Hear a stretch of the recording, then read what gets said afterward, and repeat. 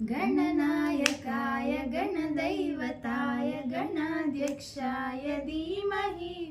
गुणशरीराय गुणमण्डिताय गुणेशानाय धीमहि गुणातीताय गुणाधीशाय गुणप्रविष्टाय धीमहि एकदन्ताय वक्रतुण्डाय गौरीतनयाय धीमहि गजेशानाय बालचन्द्राय श्रीगणेशाय धीमहि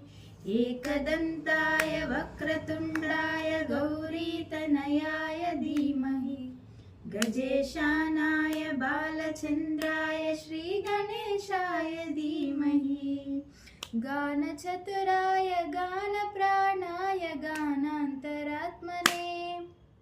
गानोत्सुकाय गानमत्ताय गानोत्सुकमनसे गुरुपूजिताय गुरुदैवताय गुरुकुलत्सायिने गुरुविक्रमाय गुह्यप्रवराय गुरवे गुणगुरवे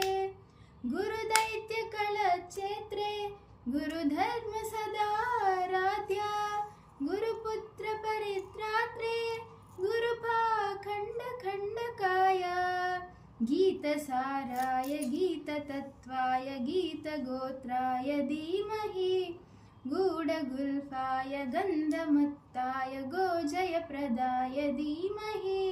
गुणातीताय गुणाधीशाय गुणप्रविष्टाय धीमहि एकदन्ताय वक्रतुण्डाय गौरीतनयाय धीमहि गजेशानाय बालचन्द्राय श्रीगणेशाय धीमहि